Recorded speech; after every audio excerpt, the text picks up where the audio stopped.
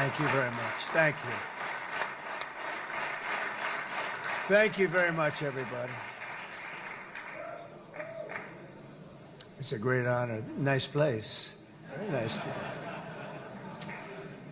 Mr. President, Mr. Prime Minister, Mr. Speaker, esteemed members of the Knesset and cherished citizens of Israel, we gather on a day of profound joy, of soaring hope, of renewed faith, and above all, a day to give our deepest thanks to the Almighty God of Abraham, Isaac, and Jacob.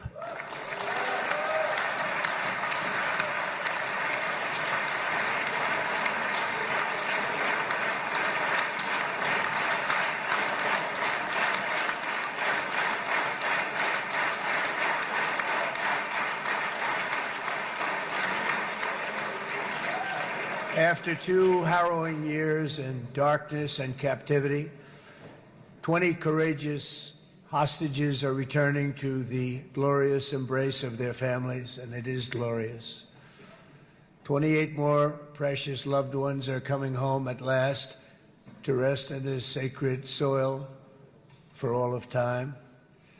And after so many years of unceasing war and endless danger, today the skies are calm, the guns are silent, the sirens are still, and the sun rises on a holy land that is finally at peace, a land and a region that will live, God willing, in peace for all eternity.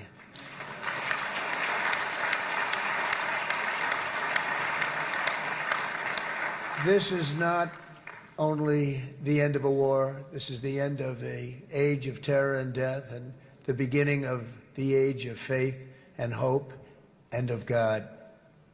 It's the start of a grand concord and lasting harmony for Israel and all the nations of what will soon be a truly magnificent region. I believe that so strongly.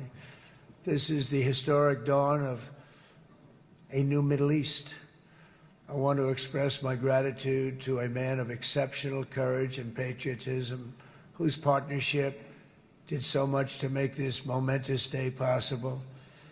You know who I'm talking about. There's only one, Prime Minister Benjamin Netanyahu. Bibi, please stand up.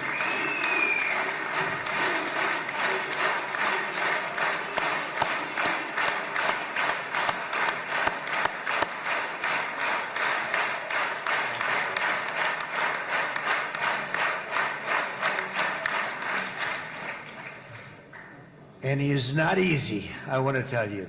He's not the easiest guy to deal with, but that's what makes him great. That's what makes him great.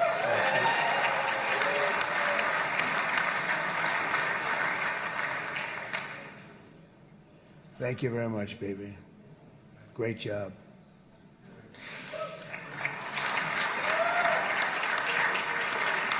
And let me also convey my tremendous appreciation for all of the nations of the Arab and Muslim world that came together to press Hamas to set the hostages free and to send them home. We had a lot of help. We had a lot of help from a lot of people that you wouldn't suspect, and I want to thank them very much for that.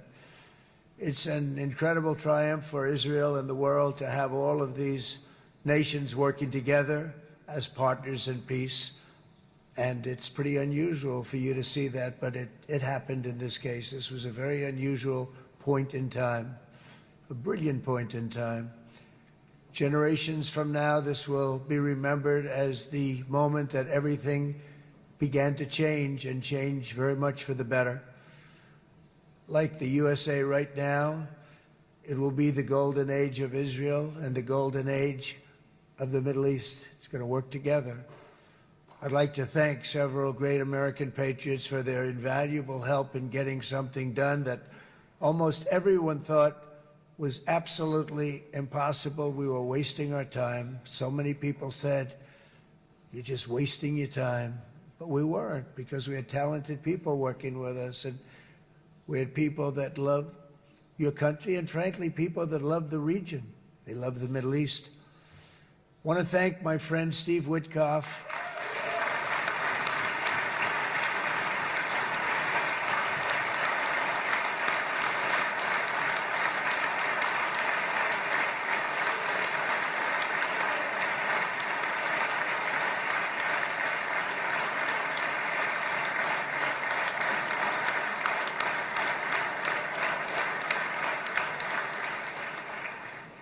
You know, Steve was chosen by me.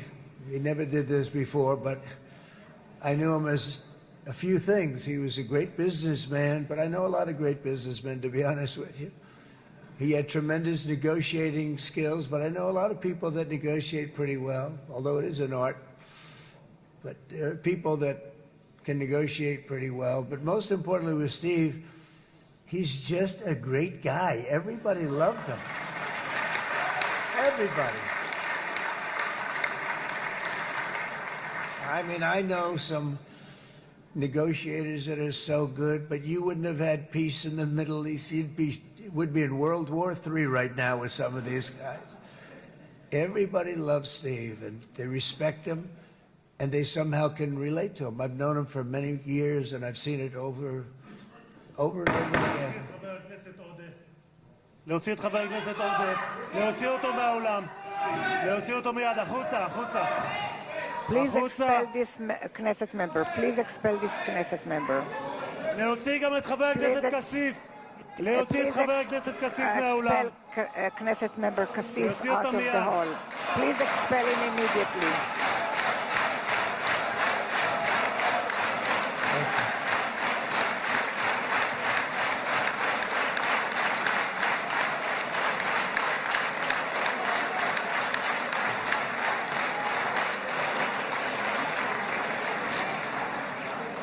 Sorry for that, Mr. President.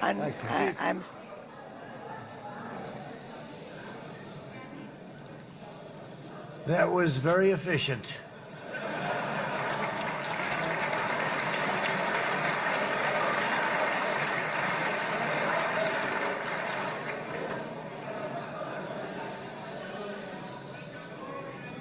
So back to Steve.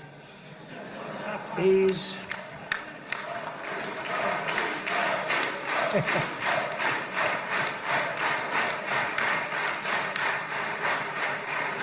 But I tell one story because he was so involved, and then we called in Jared. We need that brain on occasion. We got to get Jared in here. We got to get a certain group of people. But Steve started this all by himself. I call him Henry Kissinger, who doesn't leak. Okay? Henry is a big leaker. He leaked.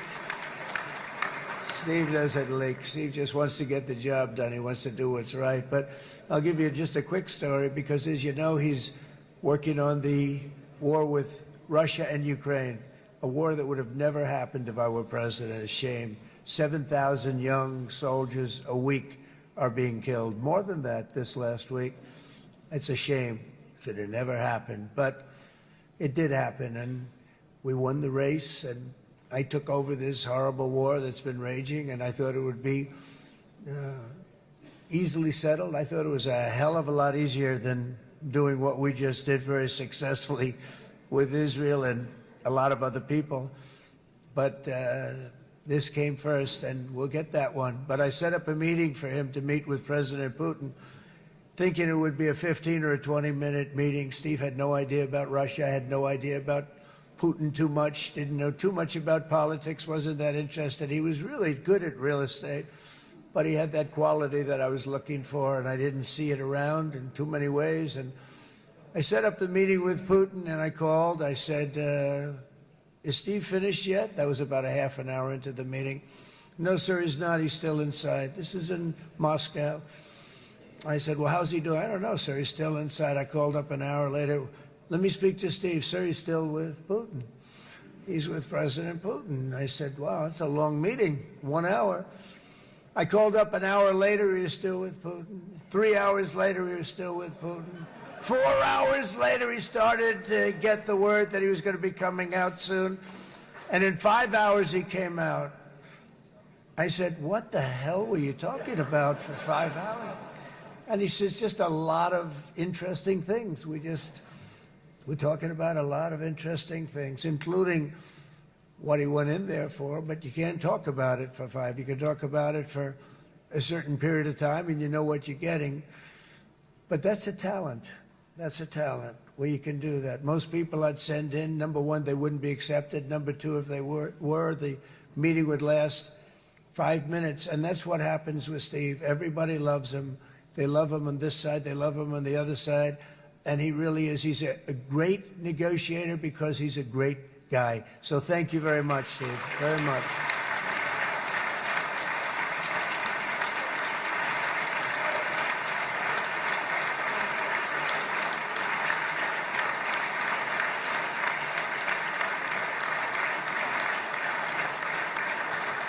And let me also give a very special thanks to someone who truly loves Israel. In fact, loves it so much that my daughter converted. My daughter converted. I didn't know this was going to happen. And Ivanka's here.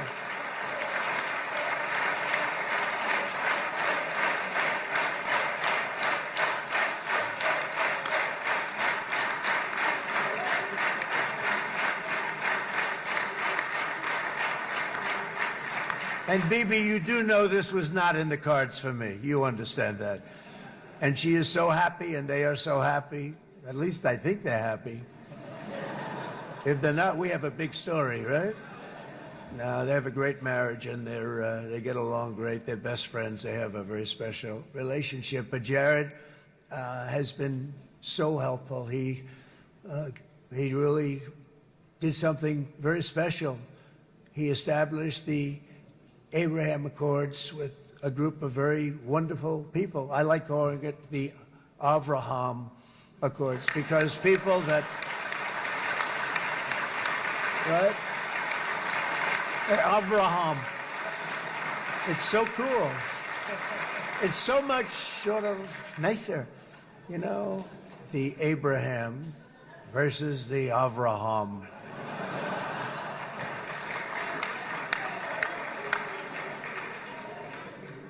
I just don't want to sound too sanctimonious when I do it, so, you know, I sort of split it up. This way we keep everybody happy. But we have some very great talent, and they have no excuses for anything that's taken place because we had some unbelievably good people working on this. And then you're going to add a man named Marco Rubio, who is also here. That's right.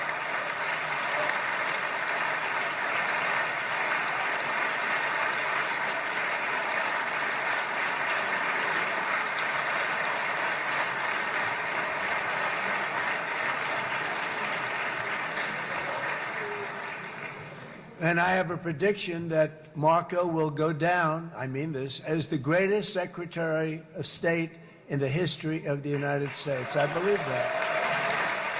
I believe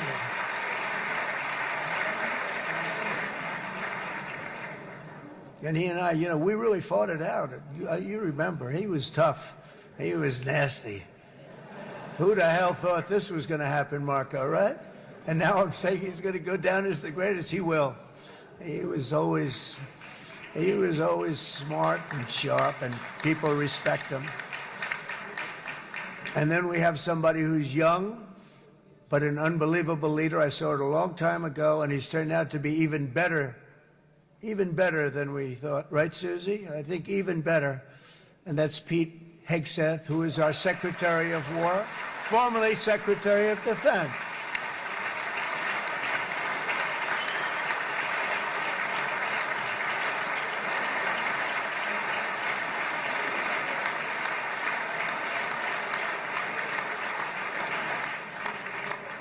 And as you know, we decisively won World War I. We decisively won World War II decisively. And everything in between and everything before it, we won everything. And then they had the brilliant idea of changing the name from war, you know, it was war, to defense. And with that went a certain thinking. And we fought in a very politically correct way after that. We always had the strongest military, and now we have a stronger military than we've ever had before. Because of my first term, I've totally rebuilt the military, every aspect of it. But we have, if you think, we settled 8 wars in 8 months. I'm now including this one, by the way, if that's okay. They may say, well, that was quick. Because yesterday I was saying 7, but now I can say 8. The hostages are back. The hostages are back.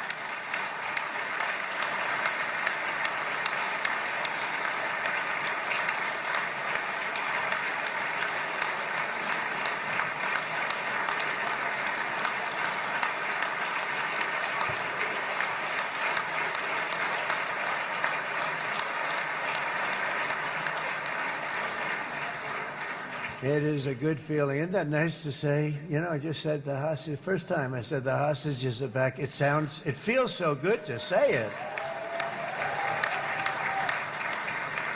But when you settle 8 wars in 8 months, that means you don't like war. Everyone thought I was going to be brutal. In fact, I remember Hillary Clinton during a debate, she said, look at him, he's going to go into war with everybody. And actually, she said, he's got a personality that's all about war. No, and my personality actually is all about stopping wars, and it seems to work. Seems to work.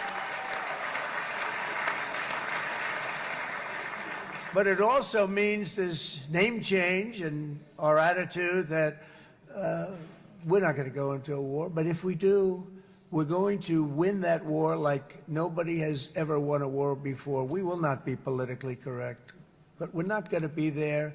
And I think, you know, as you mentioned, Bibi, before, peace through strength. And that's what it's all about. The United States has the greatest and most powerful military in the, right now, history of the world. I can tell you we have weapons that nobody's ever dreamt of. I only hope we never have to use them. I rebuilt the military. I was proud to do it, but some of the things I hated to do. I hated certain of the weapons because the level of power is so enormous. It's so dangerous, so bad. But we have to do what we have to do. We make the best weapons in the world, and we've got a lot of them. And we've given a lot to Israel, frankly. And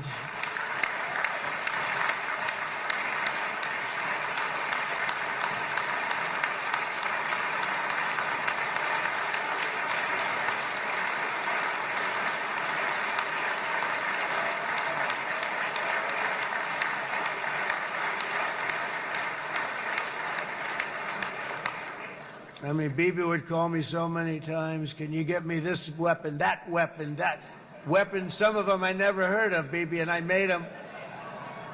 But we'd get them here, wouldn't we? Huh? And they are the best. They are the best. But you used them well. It also takes people that know how to use them. And you obviously used them very well. But so many that Israel became strong and powerful, which ultimately led to peace. That's what led to peace. So as we celebrate today, let us remember how this nightmare of depravity and death all began. 2 years ago, on the eve of the Simchat Torah holiday, thousands of innocent Israeli civilians were attacked by terrorists, and one of the most evil and heinous desecrations of innocent life the world has ever seen, the worst slaughter of Jews since the Holocaust. The cruelty of October 7th struck to the core of humanity itself. Nobody could believe what they were witnessing. The United States of America grieved alongside you, and we mourned for our own citizens who were so viciously taken that day. And to all the families whose lives were forever changed by the atrocities of that day, and all of the people of Israel, please know that America joins you in those two everlasting vows: never forget and never again.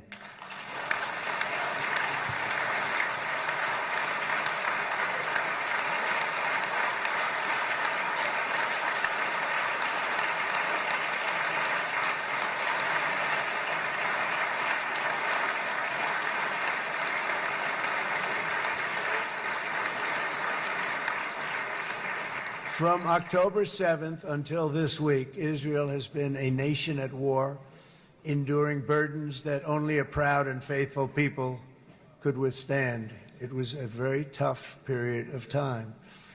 For so many families across this land, it has been years since you've known a single day of true peace. But now at last, not only for Israelis, but also for Palestinians and for many others. The long and painful nightmare is finally over. And as the dust settles, the smoke fades, the debris is removed, and the ashes cleaned from the air, the day that breaks on a region transformed, and a beautiful and much brighter future appears suddenly within your reach. This is now a very exciting time for Israel and for the entire Middle East, because all across the Middle East, the forces of chaos, terror, and ruin that have plagued the region for decades now stand weakened, isolated, and totally defeated. A new coalition of proud and responsible nations is emerging, and because of us, the enemies of all civilization are in retreat. Thanks to the bravery and incredible skill of the Israeli Defense Forces and Operation Rising Lion,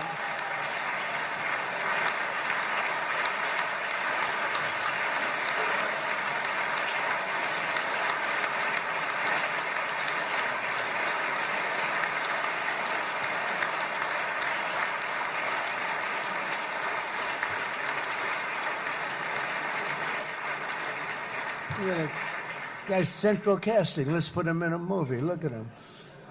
Great job. And my people loved working with you. Loved it. They worked so well together.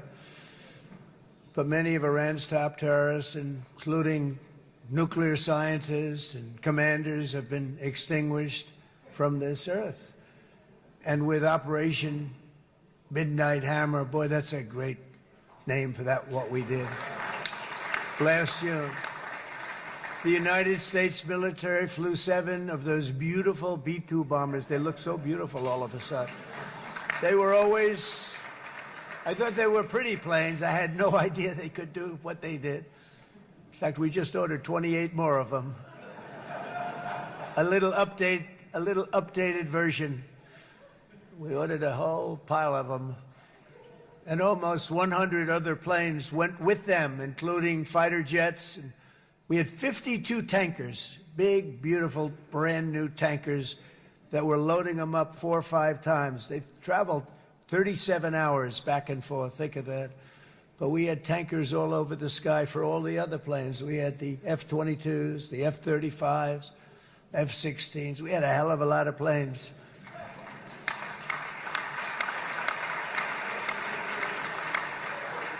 So we had 52 gas stations in the sky. That's what they call them. I'll tell you, I wouldn't want to be flying one of them. We have our great General Raisin Cain right here. General, stand up. This guy. What a general. Thank you.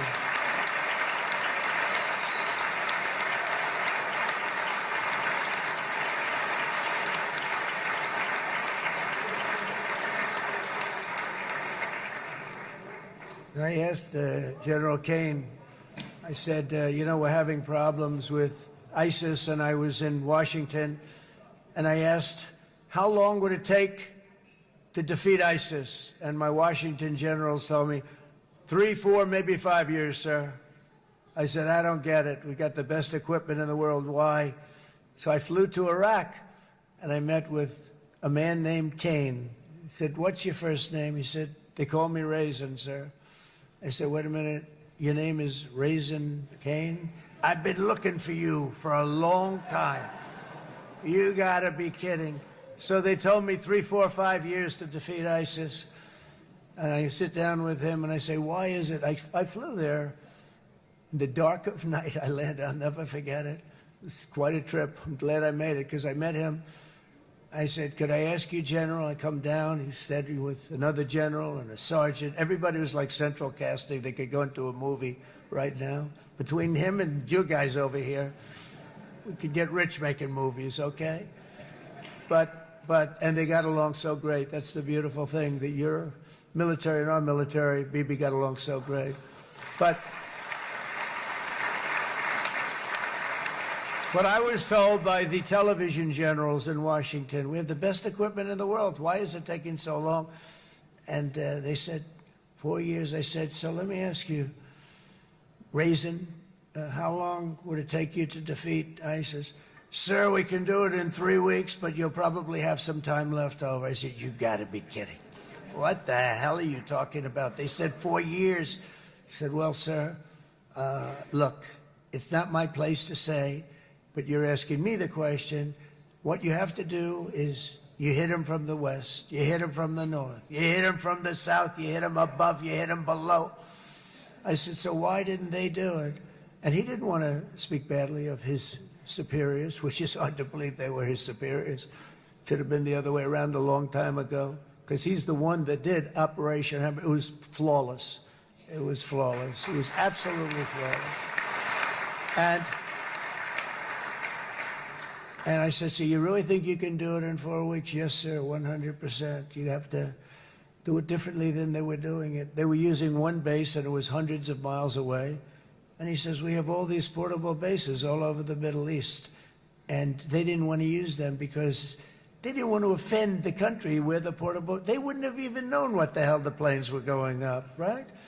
They wouldn't have known. But he said, no, they didn't want to defend anybody, offend anybody. And but we can do it in 4 weeks. I said, you sure about that? I'm going to call you back. I'll call you back on Monday. I'm going back to Washington. But you think 4 weeks? Yes, sir, I think we can do it in 4 weeks. We'll have time left over. So I call him on Monday. I say, you think you can do it? 4 weeks. I said, go ahead and do it. He did it. I'll tell you, he did it in 4 weeks, less than 4 weeks. So, General, stand up, please. Again, this is a real general. This is not a television general. He doesn't want to go on television.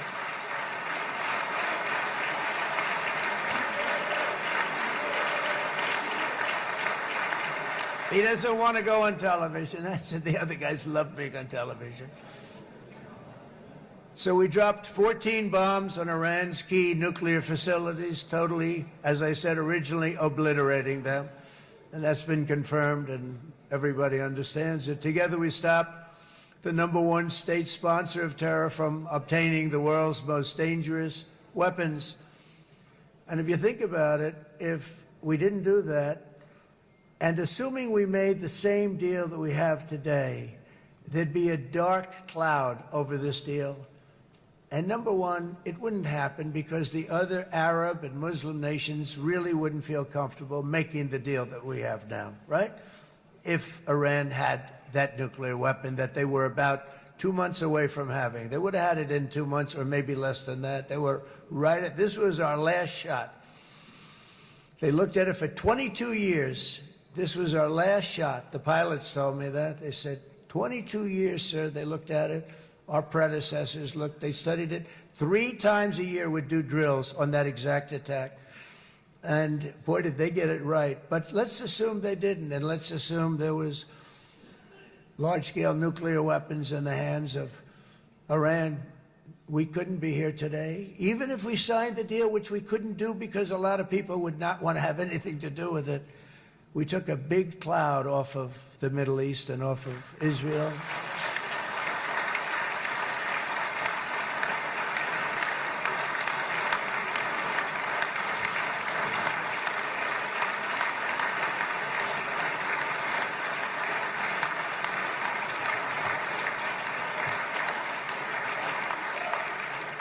And it was my honor to help. But isn't it true, though, that can you imagine the same, let's assume, Bibi, the same documents, we had everything the same, but you had somebody out there that was, in the opinion of everybody, all-powerful in the Middle East. They took a big hit, didn't they? Didn't they take a big hit? Boy, oh boy. They got it from one side, from the other. And you know, it would be great if we could make a peace deal with them. And I think that's me. Would you be happy with that? Wouldn't it be nice, I think? Because I think they want to. I think they're tired. Somebody said, sir, they're starting their nuclear program again. I said, let me tell you something. They're not starting anything. They want to survive. The last thing they want to do is start digging holes again in mountains that just got blown up and start... They're not doing this. They want to survive, okay? But I think we have a chance. Steve, you, and I think Jared, come on, I'll call you back for another one. We always bring Jared when we want to get that deal closed. We bring Jared, but Steve, you and Jared and the General and Pete and Marco, you'll get that deal done easy. I think that'll be easy. But first we have to get Russia done. We got to get that one done. If you don't mind, Steve, let's focus on Russia first, all right? We'll get it done. In Lebanon, the dagger of Hezbollah, long aimed at Israel's throat, has been totally shattered. My administration is actively supporting the new president of Lebanon in his mission to permanently disarm Hezbollah's terror brigades. He's doing very well. And build a thriving state at peace with its neighbors. And you're very much in favor of that, I know. And it's good things are happening there, really good things. And with this week's ceasefire, we've achieved the most challenging breakthrough of them all. The most challenging breakthrough maybe ever. I mean, I've never seen anything like it. I've been involved in a lot of success. I have never seen anything like what's going on today all over the world. People are dancing in the streets, not just in Israel. They're dancing in the streets of countries that would have never danced in the street about what's happening today. They're dancing in those streets. So this long and difficult war has now ended. You know, some people say 3,000 years, some people say 500 years, whatever it is. It's the granddaddy of them all.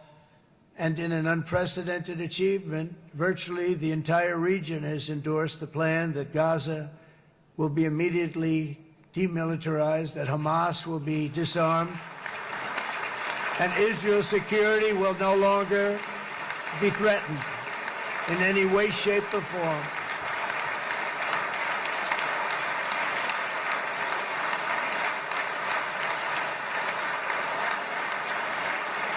So Israel, with our help, has won all that they can by force of arms. You've won. I mean, you've won. Now it's time to translate these victories against terrorists on the battlefield into the ultimate prize of peace and prosperity for the entire Middle East. It's about time you were able to enjoy the fruits of your labor. Mr. Opposition Leader. I said he's a very nice opposition leader. I think, no, he's a nice man. Bibi, he's a nice man. Good. He knows what he's doing, right? No, a very nice guy. Well, see, now you can be a little bit nicer, Bibi, because you're not at war anymore, Bibi.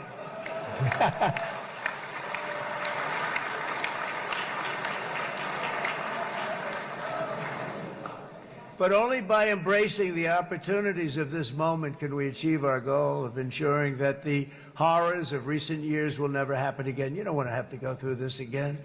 8 years ago, I came to this region on a very special first trip abroad as the President of the United States. I came here very early at your request. I addressed the leaders of the Arab and Muslim world gathered in Saudi Arabia and said that it was time to build a future free of the grip of extremism and terror. And interestingly, right now, as soon as I'm finished, I'm quite late. You've kept me quite late between opposition leaders and Bibi's brilliant but very long speech. I thought I was going to run up here, make a speech, and then head to Egypt. It didn't work out, though. And you made a pretty long one, too, Sarah.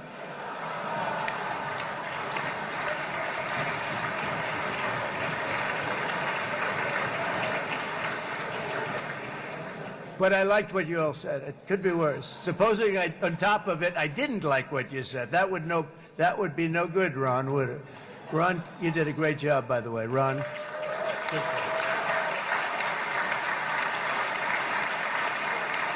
Yeah.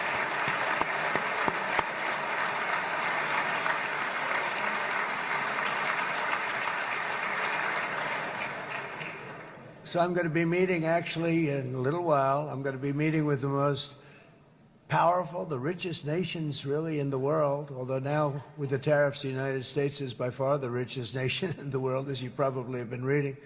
But the richest nations, most powerful nations tremendous, headed by some tremendous people in many cases. Some cases I wouldn't say necessarily I would endorse, but I will tell you some incredible people that really helped us make this all possible. So I'll be going there. I'll be quite late. They might not be there by the time I get there, but we're going to give it a shot. But the journey we started back then led to the crushing defeat of the ISIS caliphate, to the monumental Abraham Accords, and ultimately to the historic ceasefire this week, in which many of those same nations really played a very pivotal role, I have to tell you. Steve will tell you that. Jared will tell you that.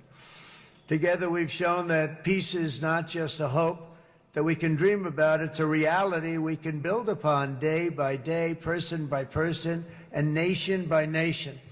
And because of that, the Middle East is finally ready to embrace its extraordinary potential. You have extraordinary potential in this region. It should now be clear to everyone throughout the region that decades of fomenting terrorism and extremism, jihadism and anti-Semitism have not worked. They haven't worked. They've been a disaster. They've just killed. They've killed. They've backfired completely and totally. They've just totally backfired. Everything that you thought, take it worst case, it's turned out to be worse than that. They have not worked. From Gaza to Iran, those bitter hatreds have delivered nothing but misery, suffering, failure, and death. They've served not to weaken Israel, but to annihilate the very forces that did the most to foment this hatred. And it's really, I mean, everybody that's tried it has become irrelevant. Meanwhile, we've seen those nations that set aside their differences, reached across ancient divides, and pursued engagement are now among the most successful in the region. They're getting along with Israel, and they're doing great. And I can tell you the 4 nations that joined the Abraham Accords early on, and you'd all be doing me a favor, and I'm going to be saying this in a little while to some other friends, would love you all to, is this right, Jared? Join up in the Abraham Accords. We have to join up and get together. You can have that whole thing filled out. We had a very weak administration, worst president in the history of our country by far. And Barack Obama was not far behind, by the way.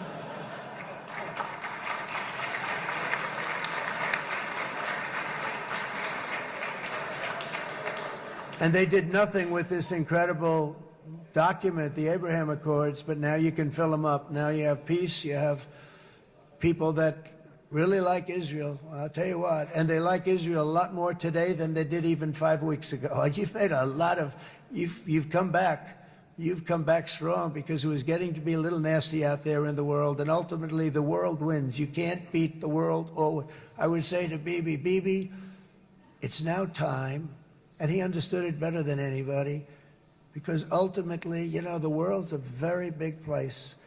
And I've said a lot. I said, this piece of land is very small. It's unbelievable what you've done with that tiny, you look at a map even of just not the world, the Middle East, and you have this little dot. And think of what you've done. It's incredible. It's incredible.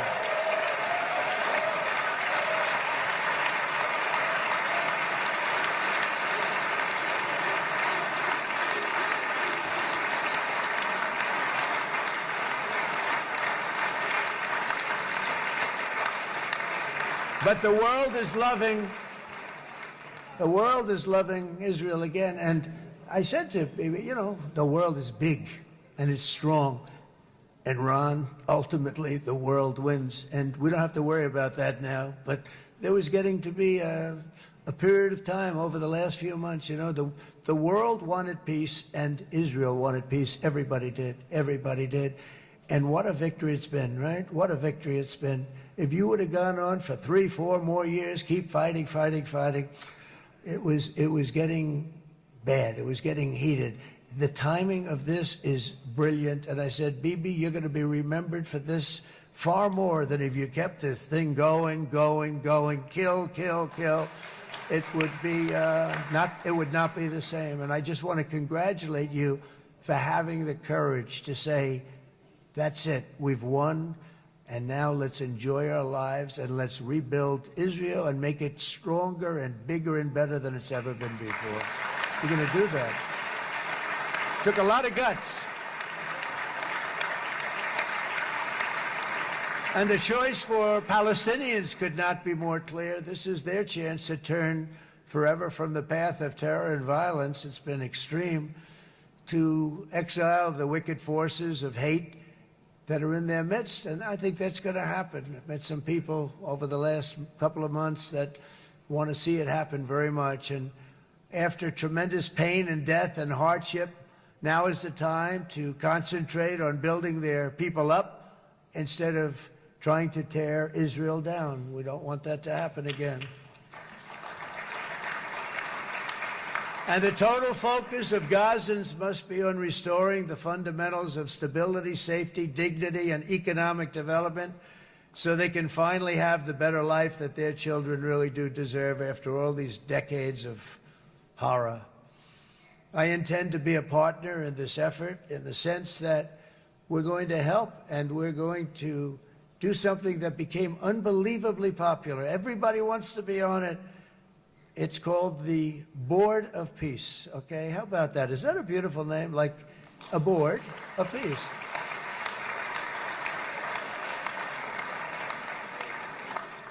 The only bad thing from my standpoint, every single nation involved has asked me to be the chair, and I'll tell you, I'm very busy. I didn't count on that, but you know what? If we do it, we'll do it right. And we have unbelievable power and wealth, because you're going to need wealth. You're going to need wealth to rebuild things, and they have wealth like few people have wealth. I want to thank the Arab and Muslim nations for their commitment that they've made to support a safe rebuilding of Gaza and beyond. I have many Arab countries, very wealthy countries, that came up and said, we'll put up tremendous amounts of money to get rebuild Gaza. And I think that's going to happen. The power, they want dignity, they want to come forward, and they want to say, and I want to say who they are, because what they're doing is going to be, I think, something that you're going to be very impressed with, Bibi. And you need that. You need the kind of economic power that they have, and they want to see it work. And they want to see it be safe, and they want to see it be good for Israel, too. And as much money as it will be, and it's a lot, as you can see, it's a lot. For these countries, it's relatively little relative to their worth. It's really a lot of money like most people could never even conceive, but for these countries, it's not that much, especially because it ensures success and stability in the Middle East, which is what they want to see. So many of them will be with us in Egypt in a little while, I think. I'm not sure. They may be gone. They may have taken their Boeing 747s and left. I said, what kind of a plane do you fly? 747. I said, that's a large plane. No, they may have. Steve, do you think they've left on their their brand new Boeing 747s? Or, I don't know. We're going to find out soon. It's going to be a big story. There'll be 2 people left, and they'll be the 2 poorest ones.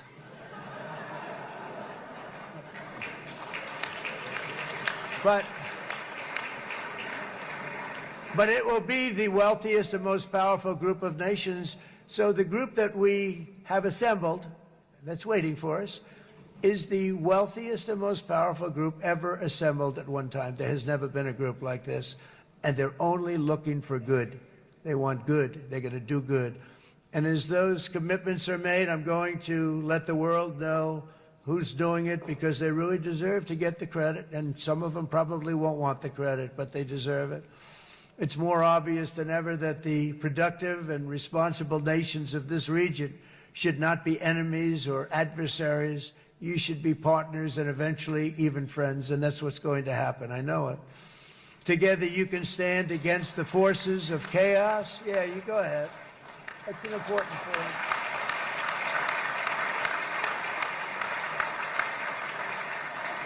Because you can stand against the forces of chaos that threaten all of your interests, and it's always a big threat, and unleash incredible prosperity and opportunity for all the people of these lands, and that's what's going to happen. You're going to unleash numbers and success, the likes of which Israel has never been able to think of, because you're so firm, and you should be, and you've done the right thing in defending yourself. You're not going to have to worry so much about it. You've won, and now you can build, and you can do things that you never even thought possible. When you put that genius into doing something else, it's going to be something it's going to be a miracle. The miracle in the desert, it's going to be amazing. And it already is in a true sense. But it'll be wonderful when you can spend time thinking about other than war and defense and offense also. To that end, it's my firm hope and dream, frankly, that together the Abraham Accords will turn out to be everything that we thought they would. Those 4 countries were very, very brave in doing it. They did it at a very early point, and every single one of them benefits unbelievably financially. And if you noticed, even in this bad period that we just went through, they all remained a member of the Abraham Accords. They've done unbelievably well. And you know who you are, and I want to thank you. And they've stayed because of loyalty, but they've also stayed because it was really good business. They've made a lot of money being members, and you're going to all, I hope that every one of the countries that we're seeking, Jared, I hope they join quickly. No games, no nothing. Just join, get it. It's going to be a great peacemaker.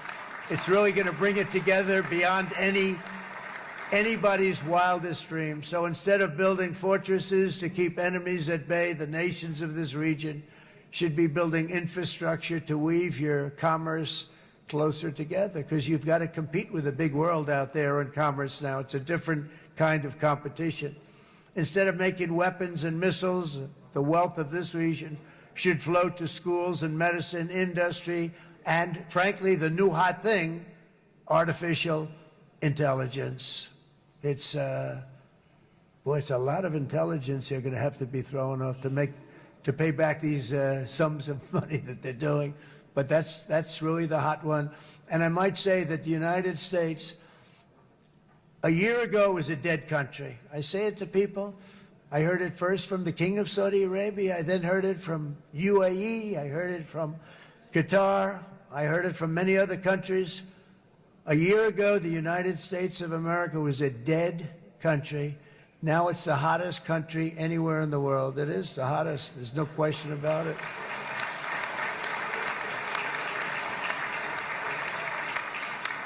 In fact, if you go back a year ago, before the election, although once we had November 5th, we became hot because people got it.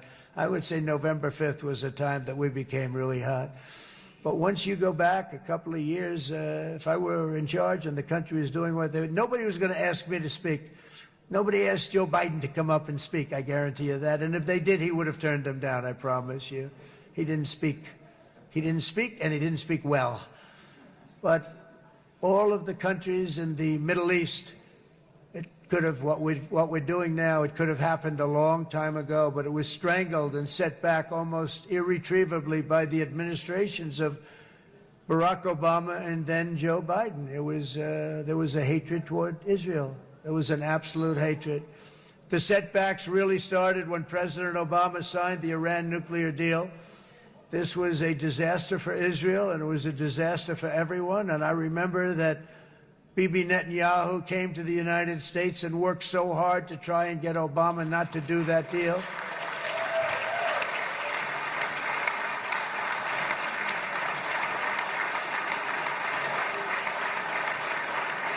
He worked so hard. But it was like talking to a wall. I remember him telling me it was like talking to a wall. They wanted to go with Iran. They chose Iran, frankly, over a lot of other good nations, but specifically Israel. And that was the beginning of a very bad period of time. You had Obama go out, and the Iran nuclear deal turned out to be a disaster. And by the way, I terminated the Iran nuclear deal, and I was very proud to do it.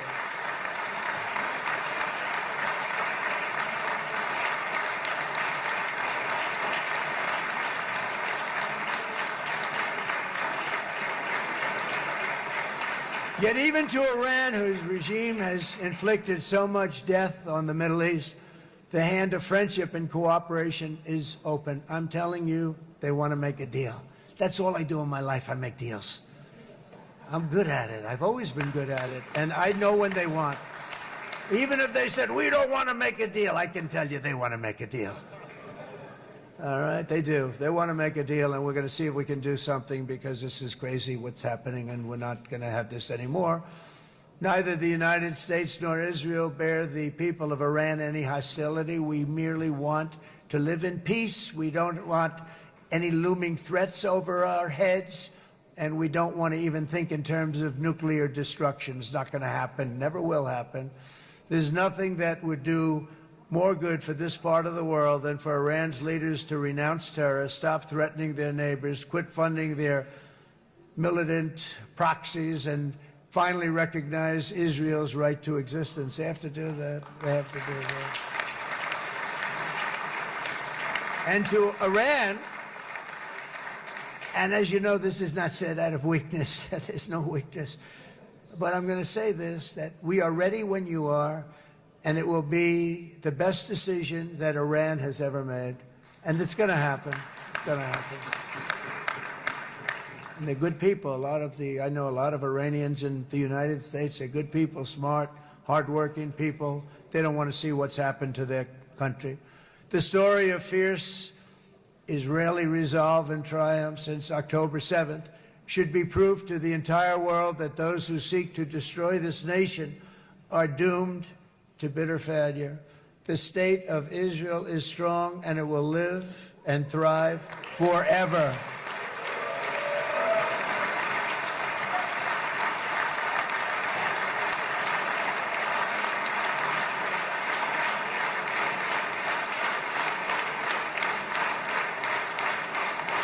And that is why Israel will always remain a vital ally of the United States of America. Israelis share our values, field one of the world's most powerful militaries. You really do. You have an amazing, what a job you've done. And have one of the most innovative economies on earth. Those are just a few of the reasons why I'm proud to be the best friend that Israel has ever had. And they all say it in the White House. They all say it. I guess it's true because everybody says it, Bibi. You said it today. Thank you. But as president, I terminated the disastrous Iran nuclear deal, and ultimately I terminated Iran's nuclear program with things called B-2 bombers. It was swift, and it was accurate, and it was a military beauty. I authorized the spending of billions of dollars, which went to Israel's defense, as you know. And after years of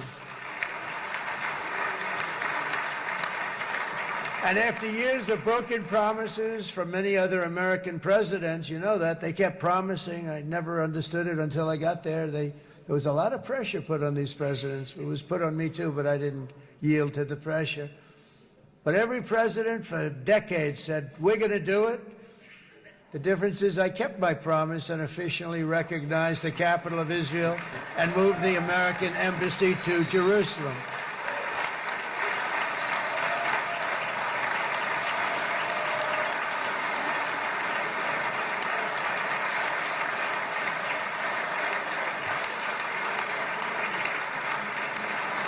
Isn't that right, Miriam?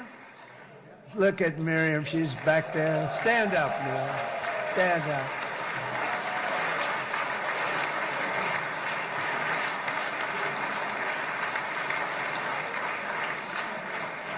Miriam and Sheldon would come into the office. They'd call me. He'd call me. I think they had more trips to the White House than anybody else I can think of. Look at her sitting there so innocently. She's got $60 billion in the bank. $60 billion. And she loves, I think she's saying no more. And she loves Israel, but she loves it, and they would come in, and her husband was a very aggressive man, but I loved him. He was a very aggressive, very supportive of me. And he'd call up, can I come over and see you? I say, Sheldon, I'm the President of the United States. It doesn't work that way. He'd come in, we would do. But they were very responsible for so much, including getting me thinking about Golan Heights, which is probably one of the greatest things to ever happen to Israel.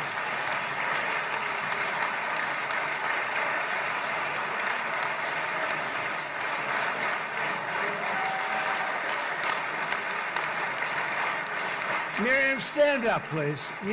She really is. I mean, she loves this country.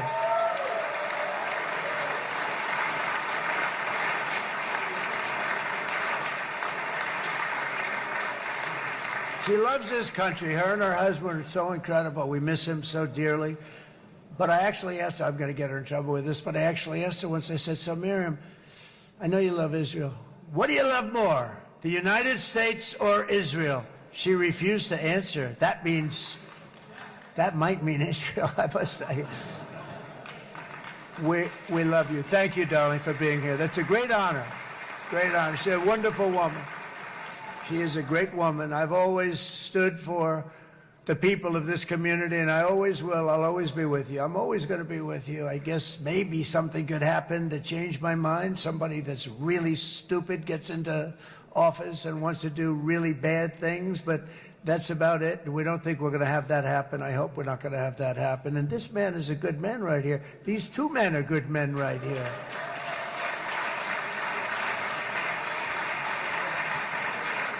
Hey, I have an idea. Mr. President, why don't you give him a pardon? Give him a pardon. Come on.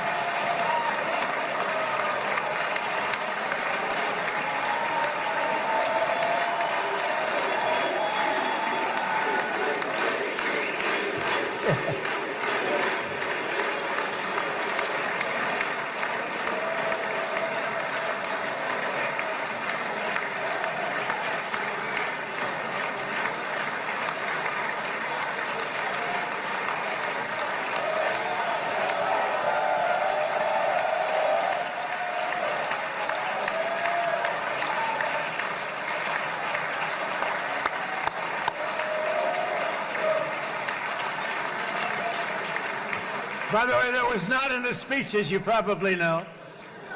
But I happen to like this gentleman right over here, and it just seems to make so much sense. You know, whether we like it or not, this has been one of the greatest wartime presidents. This has been one of the greatest wartime presidents. And cigars and champagne, who the hell cares about that?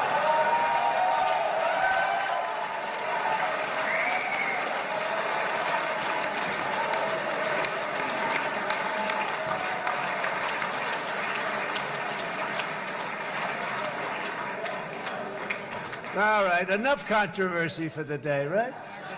Actually, I don't think it's very controversial. So, you know, I mean, I see so popular. You are a very popular man. You know why? Because you know how to win.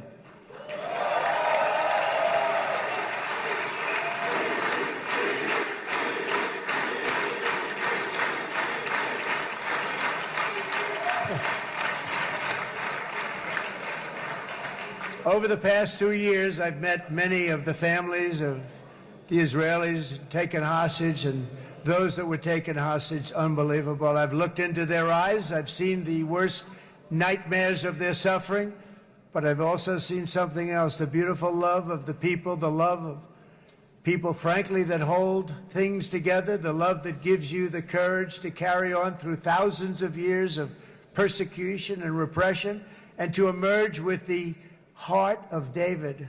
It's the heart of David. It's that love that's defeated the enemies of civilization, built this incredible country and this unbelievable economy, and forged one of the great democracies of the world. That is why it's a true honor to stand here today and address this assembly in your ancient and eternal now capital, Jerusalem. I'm proud to have helped in that regard. This city and this nation stand as living proof that a much brighter future for this entire region is truly within our grasp. For thousands of years, Jerusalem has been a home to Christians, Jews, Muslims, and people of all ethnicities and creeds. This is the holy center of the world's three great Abrahamic face. I like that too. Adorned, it's the first time I've seen that word in a while. Adorned with their sacred sites and alive with their pilgrims and visitors from every corner of the globe. But here between the Western Wall, the Temple Mount, and the hill called Calvary, people of every faith and background live, work, pray, serve, and raise their families side by side, and they do it with love. This example is just one of the modern miracles that Israel has given to the world. And just in closing, the leaders in this chamber know better than anyone else the challenges of this harmony, and it's been easily won. No, it hasn't. It has not been. It's been so tough, but it has been, some say, a miracle. What you've done is a miracle. Look at your size. Look at your chances when it all started. And you know, if you think about it, you are safer today, stronger today, and more respected today than at any time in the history of Israel. Think of it. People used to say it wouldn't exist. They don't say that anymore, do they? Yet if safety, security, and coexistence can thrive here in the winding alleys and ancient paths of Jerusalem, then surely peace and respect can flourish among the nations of the broader Middle East. The God who once dwelled among his people in this city still calls us, in the words of Scripture, the turn from evil and do good, to seek peace and pursue it. So he still whispers truth into the hills and knolls and valleys of his magnificent creation, and he still writes hope into the hearts of his children all over the world. And that is why even after 3,000 years of pain and conflict, the people of Israel have never given up from the threats of Zionism, from all sorts of threats. You want the promise of Zion. You want the promise of success and hope and love and God. And the people of America have never lost faith in the promise of a great and blessed future for all of us. From the very first day that modern Israel was founded, we have stood together through thick and thin of setbacks, and through victory and defeat, through glory and heartache. We have built industries together. We have made discoveries together. We have confronted evil together, and we have waged war together. And perhaps most beautifully of all, we have made peace together. And this week, against all odds, we have done the impossible and brought our hostages home.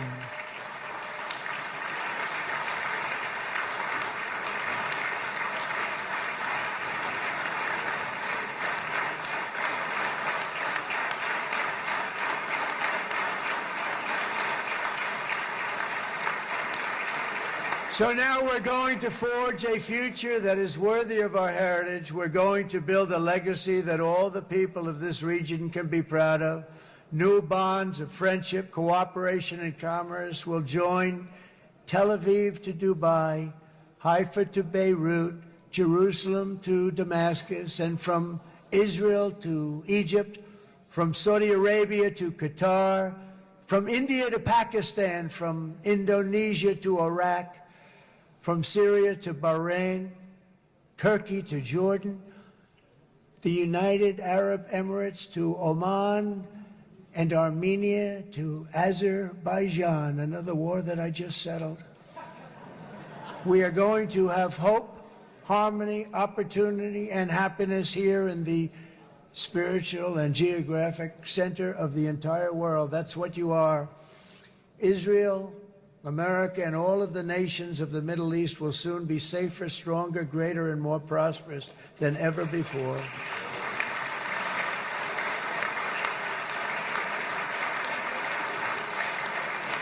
And I want to thank you all once again for this exceptional honor. This has been truly an honor. It's seldom that a president is invited to do this. And I love Israel. I'm with you all the way. You will be bigger, better, stronger, and more loving than ever before. Thank you very much. God bless you. God bless the United States of America. And God bless the Middle East. Thank you, everybody. Good luck. Thank you very much. Thank you.